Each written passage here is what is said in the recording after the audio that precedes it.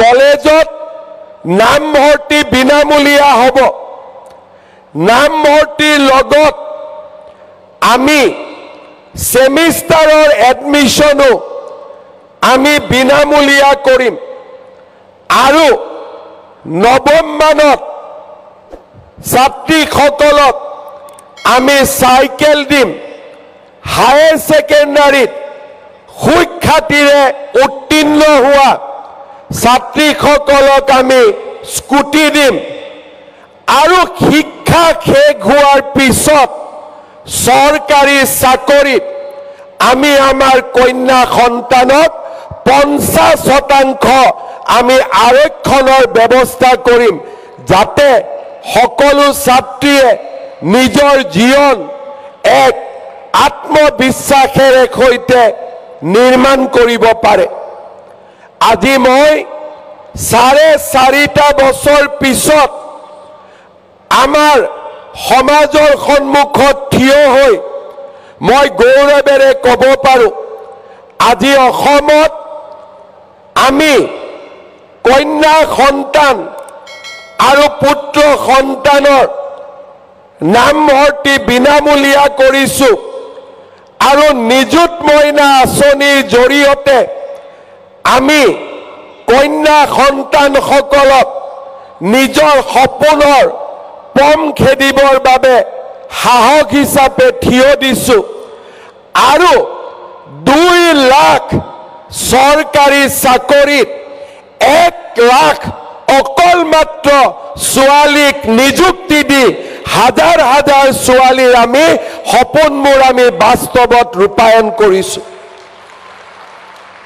আজি এয়া এক নতুন অসম আৰু এইখন নতুন অসমত আমি এখন ভৱিষ্যতৰ বিকশিত অসমলৈকে নিজৰ ভৰিৰ ওপৰত নিজে থিয় দিব পৰা আত্মবিশ্বাসী অসমলৈ, যিখন অসমত কোনো ছোৱালীৰে বাল্য সময়ত বিয়া নহ'ব, কোনো ছোৱালীয়ে আৰ্থিক সংকটৰ বাবে নিজৰ শিক্ষা সামৰণি নামাৰিব আৰু শিক্ষা গ্ৰহণৰ পিছত আমাৰ ছাত্ৰীসকলে নিজৰ জীৱনৰ সপোনবিলাক বাস্তৱত ৰূপায়ণ কৰিবৰ বাবে এখন সাহসী আৰু বিকশিত অসম পাব। আজি আমি ৰাজ্যত চৰকাৰী চাকৰিৰ লগে লগে জাগিৰোডত টাটাৰ ছেমিকণ্ডাক্টৰ, বঙাইগাঁৱত থাৰ্মেল পাৱাৰ প্ৰজেক্ট, নাহৰকটীয়াত ইউৰিয়া প্লাণ্ট, এই ধৰণে আজি আমি সমগ্ৰ অসমতে উদ্যোগ স্থাপনৰ এক নতুন কৰ্মযজ্ঞত আমি নিজকে নিয়োগ কৰিছোঁ, যাতে অসমৰ ছোৱালীসকলে বাধ্যত পৰি অসমৰ বাহিৰত কম দৰমহাৰ কাৰণে চাকৰি কৰিব যাব নালাগে।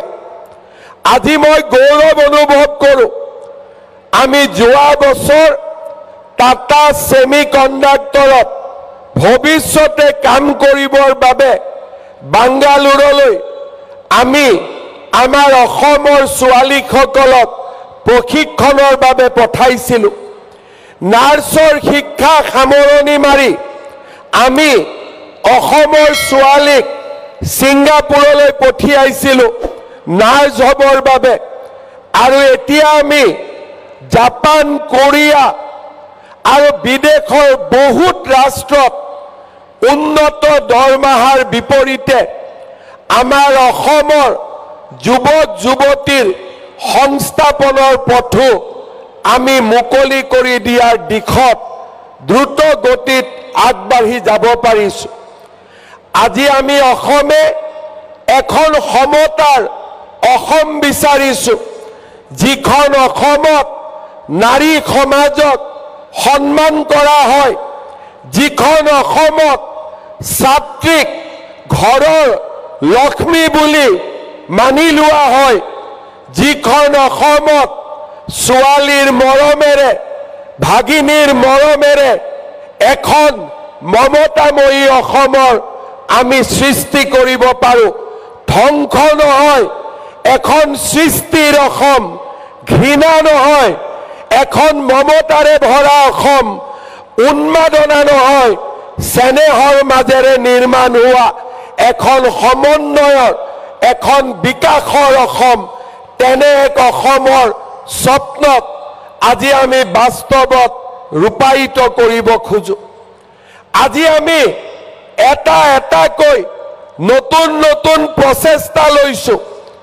চাইল্ড মেৰেজৰ বিৰুদ্ধে যুঁজিবলৈ পুলিচে যদি নিজৰ ব্যৱস্থা হাতত লৈছে, শিক্ষা বিভাগে আজি বাল্য বিবাহ আৰু ছাত্ৰীক শিক্ষাত আগুৱাই লৈ যাবলৈ আজি নিযুত মইনা আঁচনি লৈছে। অসম চৰকাৰে 50% আৰক্ষণৰ জৰিয়তে পঞ্চায়তৰ পৰা আৰম্ভ কৰি চৰকাৰী চাকৰিলৈকে নাৰীক এক অভূতপূৰ্ব মৰ্যাদা প্ৰদান কৰিছে।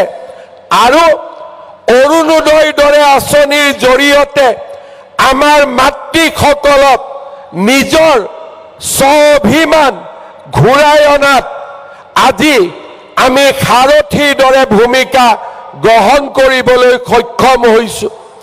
মহিলা উদ্যমিতাৰ দৰে আঁচনিৰ মাজেৰে আমাৰ মাতৃ সমাজক এণ্টাৰপ্ৰেনিয়ৰ আমি তেওঁলোকক একোগৰাকী ক্ষুদ্ৰ উদ্যোগীলৈ ৰূপান্তৰ কৰাৰ প্ৰচেষ্টা কৰিছো। আৰু নাৰীৰ বিৰুদ্ধে হোৱা প্ৰত্যেকটো অপৰাধক আমি নিজৰ ছোৱালীজনীৰ বিৰুদ্ধে হোৱা অপৰাধ হিচাপে গণ্য কৰি নাৰীৰ বিৰুদ্ধে অপৰাধমূলক কাম সংগঠিত কৰা প্ৰতিজন ব্যক্তিক আমি আদালতৰ সন্মুখলৈকে আনিছো। তাৰ ফলশ্ৰুতিত আজি অসমত বাল্য বিবাহ কমিছে, নাৰীৰ বিৰুদ্ধে অপৰাধ কমিছে। ছোৱালীক, মোৰ কন্যা সন্তানক মৰ্যাদা প্ৰদান কৰাৰ ক্ষেত্ৰত আমি আৰু নতুন নতুন কাম কৰিব বিচাৰিছো। মই ব্যক্তিগতভাৱে কেতিয়াও মানি ল'ব নোৱাৰো যে এগৰাকী ছোৱালীয়ে এজন